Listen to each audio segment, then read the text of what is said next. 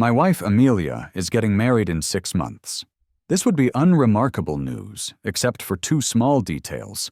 First, the man she is marrying is not me. Second, she and I are still very much married. She fell in love with her billionaire investor, Julian, and decided the most mature and progressive way to handle the situation was not to file for divorce, but to ask me, her husband, to stick around and help plan the wedding. To provide a smooth transition, she'd said, to prove we could still be best friends. And I, in a state of shock, so profound it mimicked compliance, agreed. Which is how I found myself, a 34-year-old structural engineer, spending my Tuesday afternoon on a Zoom call to discuss the floral arrangements for my wife's upcoming nuptials to another man. The screen was a triptych of my own personal hell. On the left, Amelia, my Amelia, looking radiant in the afternoon light pouring into our home office. In the center, a man named Julian, 40-ish, with a mane of silver hair, a smug grin, and the kind of expensive casual sweater that probably cost more than my car. He was the fiancé. On the right was Beatrice, a wedding planner with a severe haircut and an expression that suggested she'd just smelled something unpleasant. And then there was me, my face a little box in the corner, a silent, unwilling participant. So, we're all in agreement on the champagne-colored linens, Beatrice said, her voice crisp and devoid of joy. Excellent. Now, on to the centerpiece florals. Julian, you had concerns about the tiger lilies. Julian leaned into his camera, his expression serious. I just feel they're a bit aggressive, B. We're aiming for minimalist elegance, not a jungle. Amelia nodded, her brow furrowed in deep thought. He's right, it's too much. What do you think, Leo? 3 heads swiveled in their digital boxes to look at me. It was a practiced move. Over the past month, I had become the official tiebreaker, the neutral party, the Switzerland of their wedding planning. My opinion was sought on everything from the font on the invitations to the flavor of the gluten-free cake option.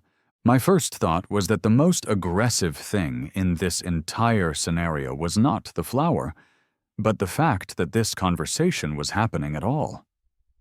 My second thought was to suggest they use Venus flytraps instead. Leo has such a great eye, Amelia added, smiling that brilliant, encouraging smile that had once been reserved for me. The same smile she had used when I showed her the first business plan for her company. The same smile she'd given me across the table at the cheap courthouse, where we signed our marriage certificate. I cleared my throat. I think Julian has a point, I said, my voice carefully neutral. The lilies might clash with the aesthetic. Beatrice made a note. Very well. White orchids it is. Now canapes. I've sent over the list. The chef recommends the seared scallop with saffron aioli, but the miniature beef Wellingtons are a classic crowd pleaser. Ooh, scallops, Amelia chirped. Julian loves scallops. I do, Julian confirmed with a magnanimous nod. But we have to think of the guests.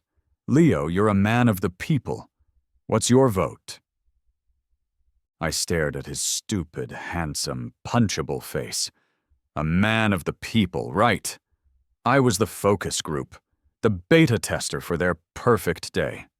Every muscle in my body wanted to scream, to tell Julian exactly what he could do with his scallops, to tell Amelia that this wasn't progressive. It was a form of psychological torture so unique it could probably be studied. But I didn't. I just smiled a thin, tight smile. The beef Wellingtons sound safer. You never know with shellfish allergies. Practical. See, this is why I need you, Leo, Amelia said, blowing a little kiss at the camera. The call went on like that for another 20 minutes. I offered my groundbreaking insights on seating charts and napkin rings. Finally, Beatrice concluded the meeting with a list of action items. Amelia, you'll confirm the tasting menu. Julian, you'll speak to the sommelier. "And Leo," she said, peering at me through her screen. "Amelia mentioned you have a background in engineering. The venue has sent over the schematics for the lighting rig and the dance floor installation. Could you give them a once-over, just to make sure everything is structurally sound?" The audacity of it was breathtaking. It was a clean, perfect, crystalline moment of humiliation. They wanted me to literally ensure the structural integrity of the stage upon which my wife would celebrate her new life.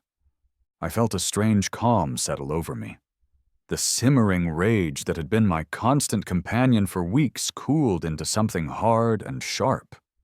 It was the same feeling I got right before solving a complex engineering problem, when all the chaotic variables finally clicked into a single, elegant solution. "Of course, Beatrice," I said, my voice smooth as glass. "Send them over. The last thing anyone wants is for the whole thing to come crashing down." Amelia beamed, relieved. "Thank you, Leo. You're the best." After they all logged off, I sat in the silent office, the ghost of their faces still on the dark screen. The photos on the wall mocked me. Me and Amelia in Italy. Me and Amelia on the day we brought home our dog. Me and Amelia. Married. I looked at the blank screen and saw my own reflection. I looked tired. I looked like a fool. But for the first time in a month, my eyes had a spark of clarity. Plan their wedding? Oh, I was going to plan it, all right. I was going to give them a day no one would ever forget. They just wouldn't be celebrating it. The schematics for their dance floor were just the beginning. I was about to draw up a new blueprint, one for the complete and total demolition of the life they were trying to build on the wreckage of mine. My exit strategy had just begun. It hadn't always been like this. It's important to remember that. Before Amelia became Amelia Trademark, the founder of Aura Branding, a name whispered in reverent tones in boardrooms and at charity galas, she was just Amy, my Amy. We met in our mid-20s. I was a junior engineer at a large, stable, and soul-crushingly boring firm. She was a freelance graphic designer with a portfolio of genius ideas and a bank account that was perpetually overdrawn. I fell for her ambition. It was a force of nature. Where I saw problems and risks, she saw opportunities and challenges. I was the steady ground. She was the lightning storm. She had a dream of starting her own high-end branding agency, and I, completely bewitched, wanted to be the man who helped her build it. "You're too good to be designing logos for $50 a pop, Amy," I told her one night over cheap takeout in her tiny apartment. "Your work is art. It's strategy." She had looked at me, her eyes wide with a mixture of hope and fear. "But the money, Leo, the risk. I'm terrified." "Don't be," I'd said, taking her hand. "I'm not." And I wasn't. 2 weeks later, I cashed out the 401k I had diligently contributed to since my first day of work. It wasn't a fortune, but it was enough. It was the seed money for Aura Branding.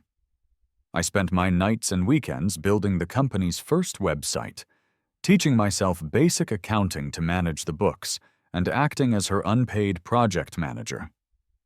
I kept my stable engineering job to pay our bills, while she poured every ounce of her being into her creative work. We were a team. The first 2 years were a blur of hard work and shared struggle. We celebrated our first big client with a bottle of champagne drunk straight from the bottle in our cramped apartment. When she got overwhelmed, I was the one who talked her down from the ledge. When a client was late to pay, my salary covered our rent. I co-signed the lease on her first small office. Later, I co-signed the loan for the much larger, much swankier office downtown.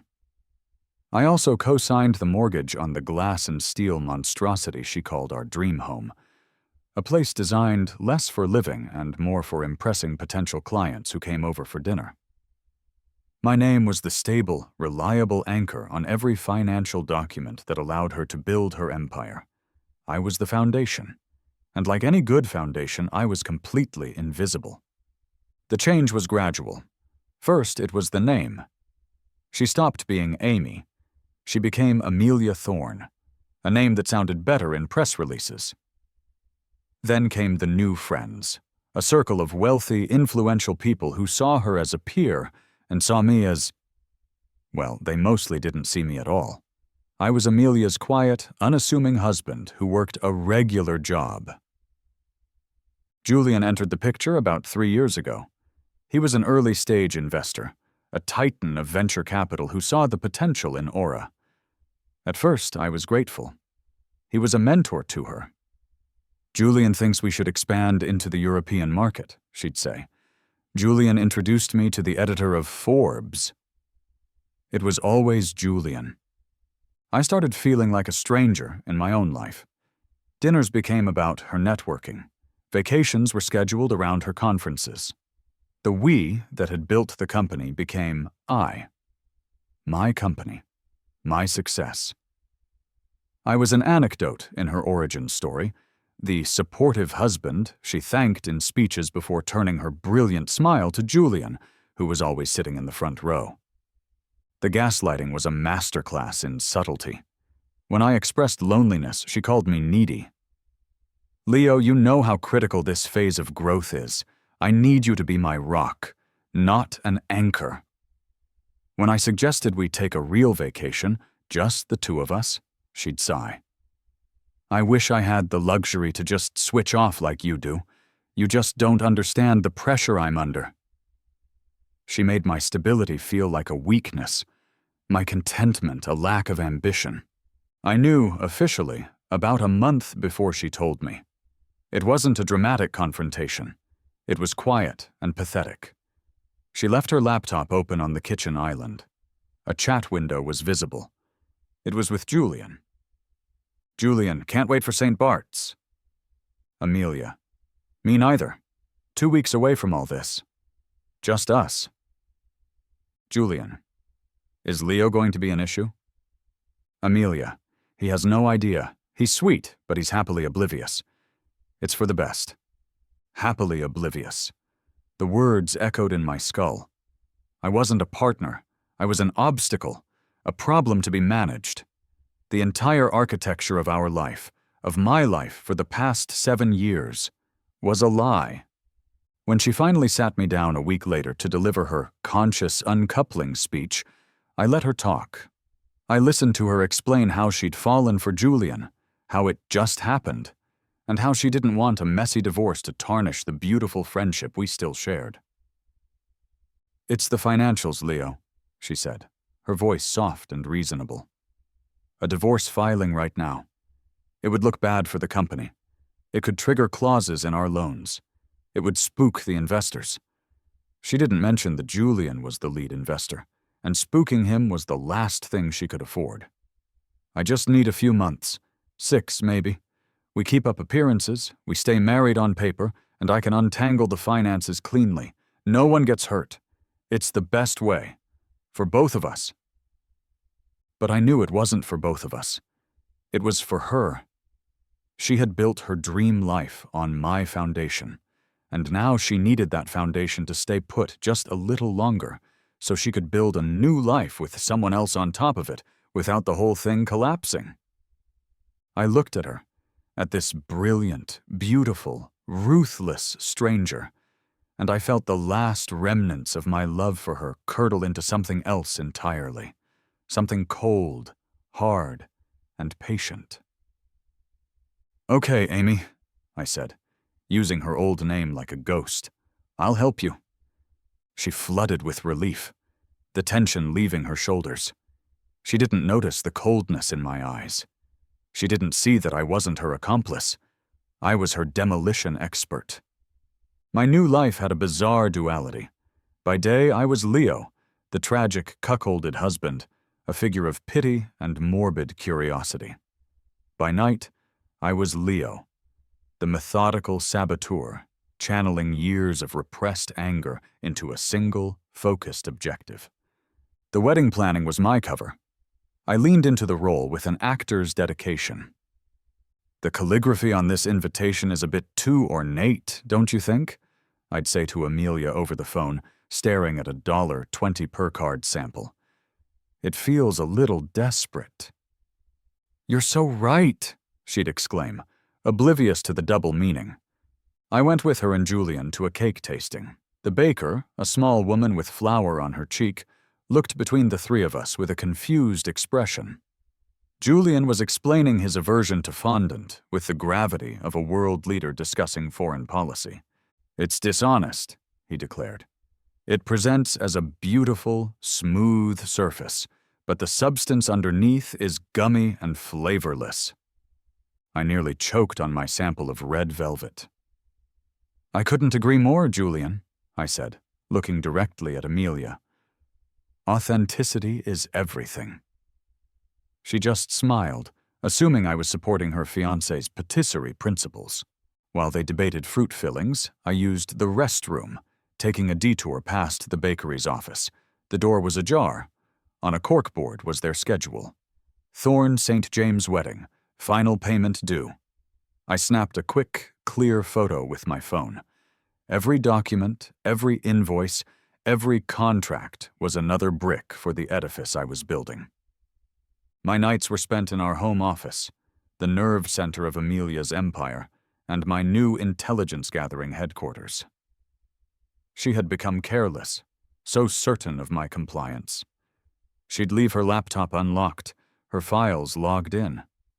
While she slept soundly in our bed, I had moved into the guest room under the guise of giving her space. I was downloading balance sheets, investor reports, email correspondence, loan agreements. My engineering mind, trained to see systems and stress points, was perfectly suited for the task. I organized the data into a labyrinth of encrypted folders on a hard drive no one knew I owned. The first member of my own team was Zara. Her website described her as a matrimonial litigator, but her reputation in legal circles was that of a shark who smelled blood from miles away. I sat in her sterile, glass-walled office and laid out the situation. She listened without interruption, her fingers steepled under her chin. Her expression was unreadable. When I finished, she was silent for a full minute. "Mr. Evans," she finally said, her voice low and sharp, "in 20 years of practicing divorce law in a city filled with degenerates, this is the most spectacularly brazen case of marital fraud I have ever encountered. She wants you to what? Check the lighting rigs?"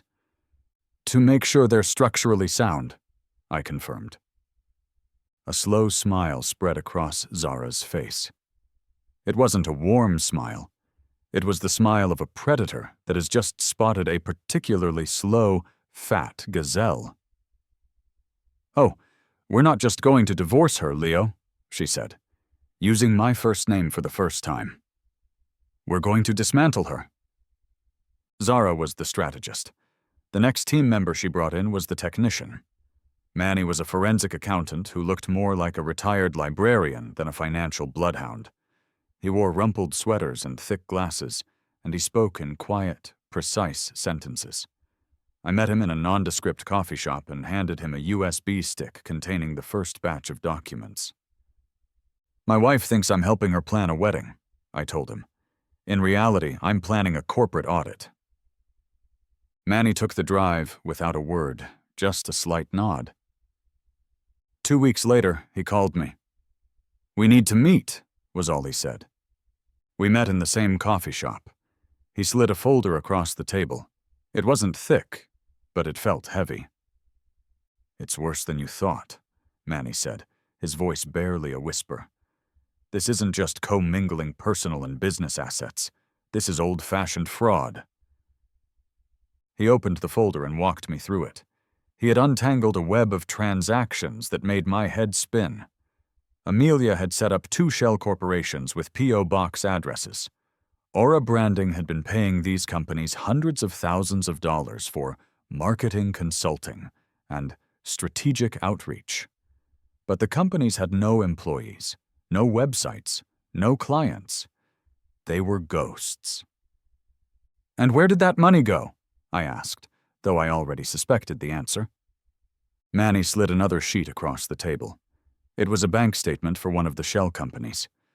It showed transfers for a down payment on a ski chalet in Aspen, purchases at Cartier, and a wire for a custom interior design package for Julian's private jet. "She's been embezzling from her own company," I breathed. "From her investors." "That's not the worst of it," Manny said, his eyes grave. He turned to the last page in the folder. It was a loan document. A business line of credit for $2 million taken out 3 months ago. The borrower was Aura Branding. The personal guarantor, the person who would be on the hook if the company defaulted, was me. I stared at the signature on the guarantor line. It was my name in a close approximation of my handwriting. A very good forgery. "I've never seen this before in my life," I said, my voice shaking with a rage that was terrifyingly cold. "The loan was fully drawn down a week after it was approved," Manny continued, his voice gentle. "The entire $2 million was wired to a classic car dealership in England." He slid one last photo across the table. It was a picture from a society blog. Julian, grinning, leaning against a gleaming silver Aston Martin DB5. The caption read, "Billionaire Julian St. James with his stunning new acquisition, rumored to be a lavish engagement gift from fiancée and branding guru Amelia Thorne." I looked at the picture, at the car, at the forged document that had paid for it, the document that had my name on it, the debt that was legally mine. This was no longer a divorce. This was a war. My exit strategy had just been upgraded from a simple demolition to a tactical nuclear strike. And the wedding was ground zero. "Zara," I said into my phone later that day, standing in the guest room and looking out at the city lights. "The plan has to change. It needs to be bigger." "How much bigger?" she asked, her voice electric with interest. "I don't just want to leave," I said, my voice hard as steel. "I want to burn it all down." The day of the wedding arrived, cloaked in a perfect, cloudless California sky. The venue was a masterpiece of opulence, a sprawling clifftop estate in Malibu overlooking the Pacific. Waitstaff in crisp white jackets floated through groves of imported olive trees, carrying trays of champagne. A string quartet played something light and classical. It was beautiful. It was obscene. I stood on the manicured lawn, a glass of water in my hand, dressed in a ridiculously expensive custom suit that Amelia had insisted on buying for me. My designated role was man of honor, a title she'd invented that was so dripping with irony, it was a miracle I didn't rust. My job was to be a smiling, supportive prop, a testament to her enlightened, modern approach to relationships. "Leo, there you are!" Amelia glided towards me, a vision in white. Her dress was a stunning couture creation that probably cost more than my annual salary. She was radiant, beautiful, and completely oblivious to the abyss yawning at her feet. "You look amazing," she said, straightening my tie. "Are you nervous?" "A little," I said, which was true. Not for the reasons she thought, but the tremor in my hands was real.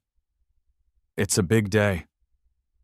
"The biggest," she breathed, her eyes scanning the crowd, already moving past me.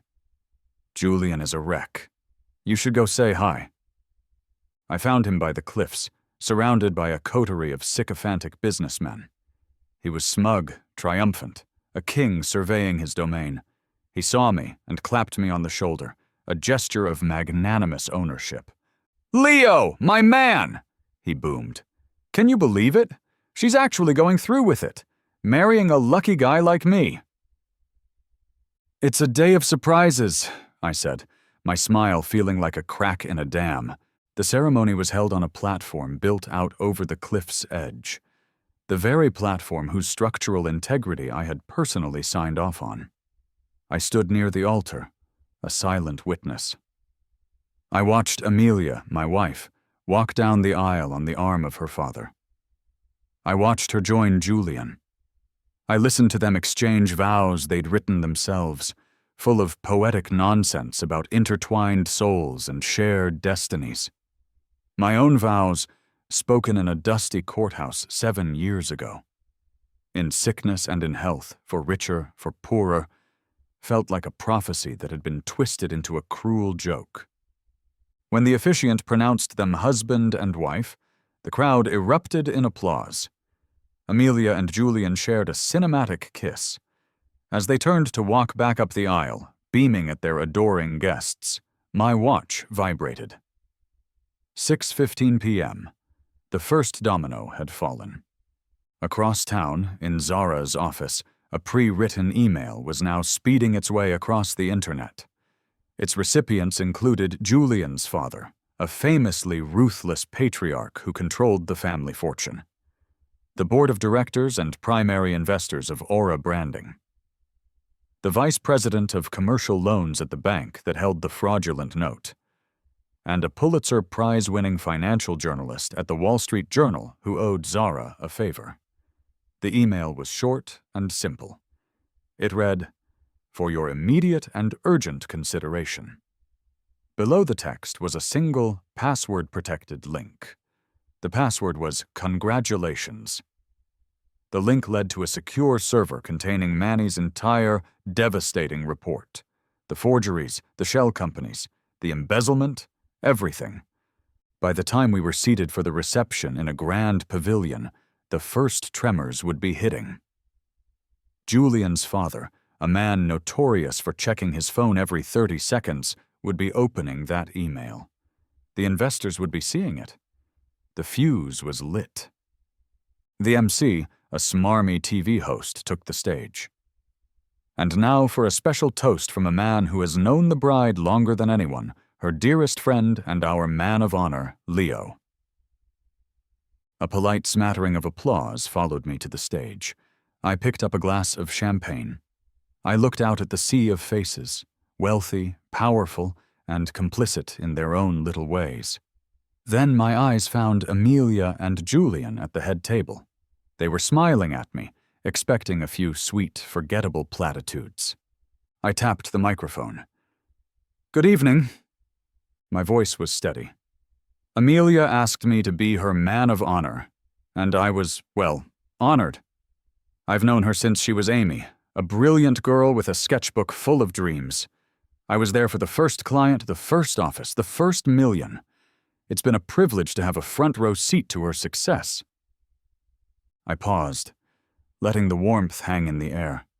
Amelia dabbed her eye. "She's a believer in big, bold gestures," I continued, my tone shifting almost imperceptibly. "And she taught me that honesty, above all else, is the bedrock of any successful enterprise, which is why it feels a little strange to be the only one telling the truth in this room today." A confused murmur rippled through the crowd. Julian's smile tightened. Amelia's face froze. "You see," I said, my voice dropping into a conversational, almost confessional tone. "The first truth is that I can't toast to the happy couple's future because I'm still very much a part of the bride's present. Amelia Thorne and I are still legally married." A collective gasp went through the pavilion. It was sharp and satisfying. I saw Julian's father, a formidable old man, look up from his phone, his face a mask of thunderous rage. He had seen it. "The second truth," I went on, my pace quickening, "is that I've had the unique experience of helping to plan this beautiful wedding. And in doing so, I learned so much about finance. For instance, I learned that you can set up shell corporations to bill your own company for consulting fees and then use that money to, say, fund a lavish lifestyle." Amelia had gone deathly pale. Julian looked from me to his father, his face a picture of dawning horror. "But the most important lesson I learned," I said, my voice ringing with clarity, "is about the importance of a good signature. My wedding gift to the happy couple is a piece of financial advice. For Julian, it's to never let your fiancé's husband audit the wedding plans. And for Amelia, it's that forging your husband's signature on a $2 million loan document to buy your new fiancé a classic car is generally frowned upon by the Securities and Exchange Commission. As the words left my mouth, I pressed a small remote in my pocket. The giant screen behind me, which had been displaying a tasteful A&J monogram, flickered. It was now showing a high-resolution scan of the loan guarantee. My name, forged, was circled in red. Beside it was an image of my real signature from our marriage license. The difference was undeniable. Dead silence.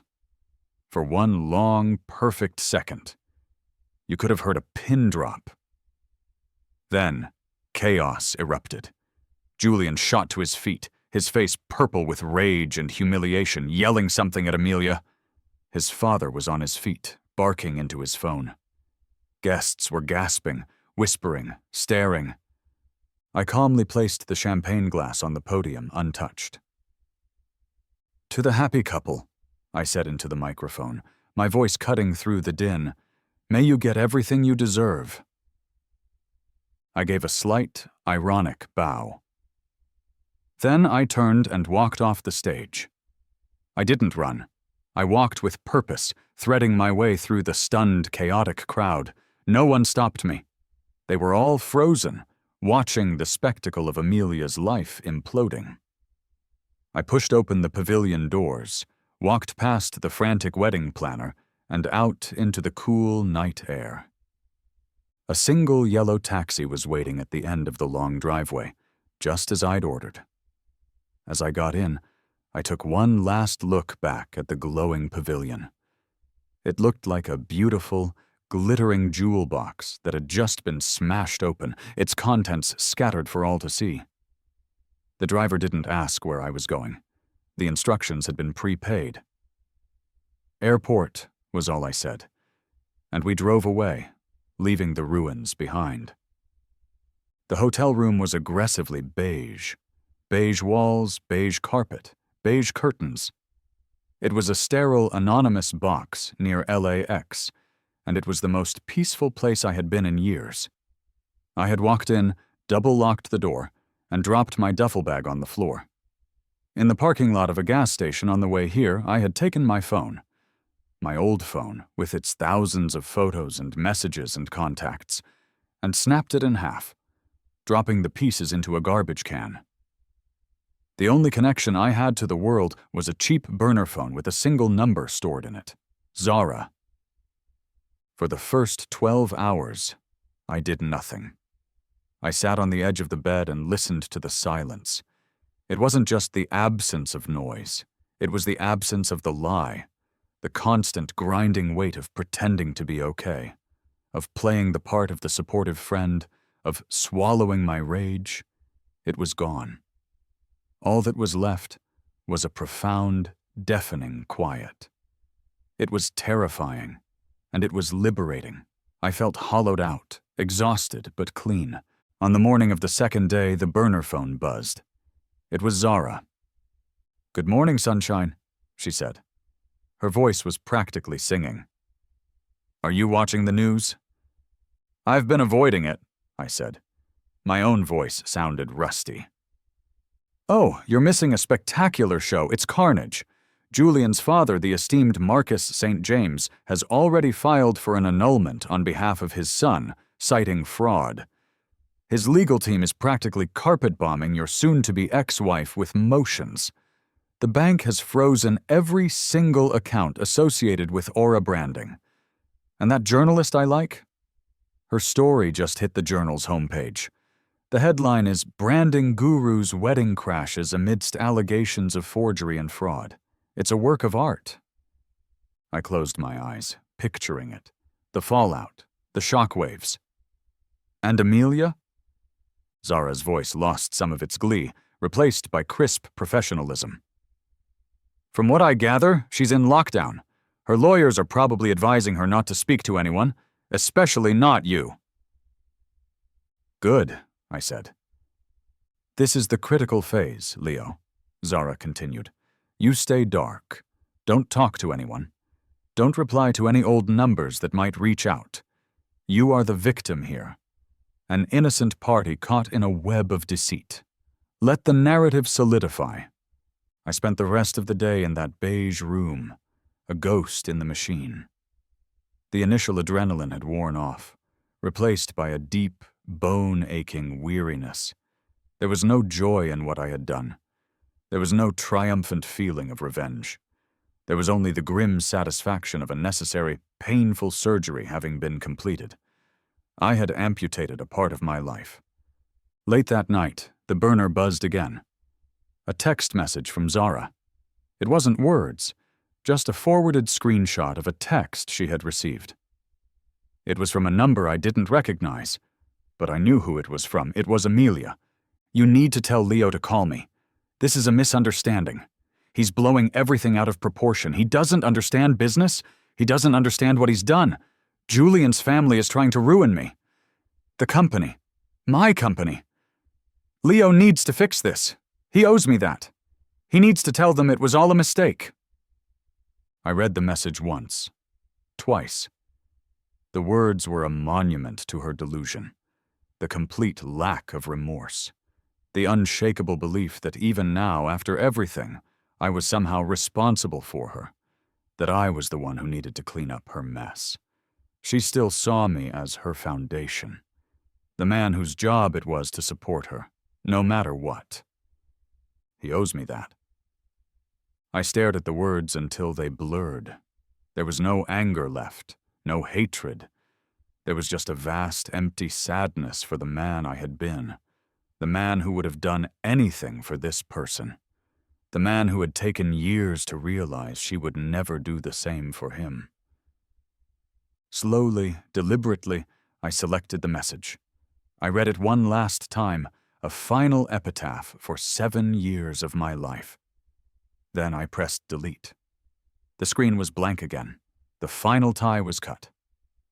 And in the beige, silent room, I finally felt the first tentative flicker of what it might mean to be free. 6 months later, the world was a different color. The legal battles were over, settled in a flurry of paperwork that I barely had to read. Zara had been magnificent. The criminal fraud case against Amelia was proceeding. A slow-moving train wreck I was no longer a passenger on. My name had been cleared from the fraudulent loan, and the state's investigation had officially designated me a wronged party. The spectacular house of glass and steel had been sold in a fire sale by the bank to cover a fraction of the debts. My life with Amelia had been officially, legally, and financially erased. My new life was smaller, quieter, and infinitely more real. I lived in a one-bedroom apartment in a neighborhood with more trees than boutiques. The sound of traffic was a distant hum. I had quit my job at the engineering firm the week after the divorce was finalized. I had walked in, given my 2 weeks' notice, and felt a weight I hadn't even realized I was carrying lift from my shoulders. I had spent years working a job I didn't love to support a lifestyle I didn't want.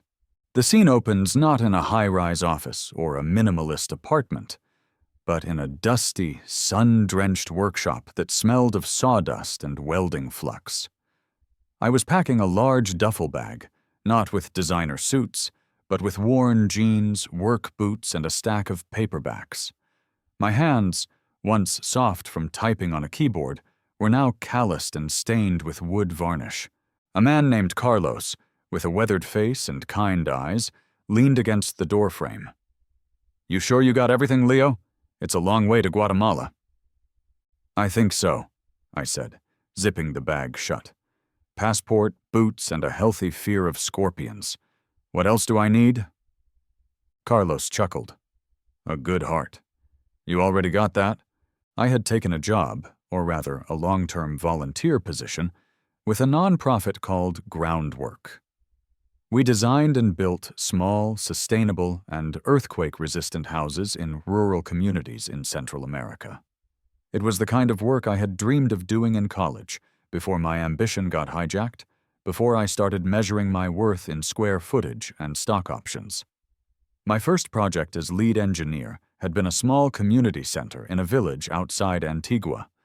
I had spent the last 3 months there, living in a simple room, eating simple food, and working harder than I had in my entire life. I wasn't building a monument to anyone's ego. I was building a roof for a family. It felt like the most important work in the world. I had spent my entire adult life as a foundation for someone else's dream. Now, I was finally on the ground floor of my own. As I slung the duffel bag over my shoulder, my phone buzzed in my pocket. It was a simple, functional smartphone, a tool, not a status symbol. I pulled it out. It was a text message from Zara. It's official. The divorce is finalized. Judge signed off this morning. Congratulations, Leo, you're free. I stood there in the workshop, sunlight streaming through the dusty windows, and read the words. Free. It was such a small word for such a huge thing. I thought of the man in the beige hotel room 6 months ago, hollowed out and lost. I thought of the man on the Zoom call, his rage a cold, secret knot in his stomach. They felt like people I had read about in a book. A genuine smile spread across my face. It felt new, unfamiliar. It reached my eyes. It wasn't a smile of triumph or revenge. It was a smile of peace. Quiet, unassuming, and all my own. I didn't reply to Zara's text. There was nothing more to say. I slipped the phone back into my pocket, turning my attention back to the present. Carlos was waiting. The truck was loaded. There was a blueprint on the workbench for a new schoolhouse. My next project, waiting for a final review. There was work to be done. I took a deep breath, the air thick with the smell of possibility. My life wasn't a grand, dramatic structure anymore. It was smaller, stronger, and built by hand. And every single piece of it was mine. She wanted me to help her plan the first day of her new life. Turns out I was just planning mine.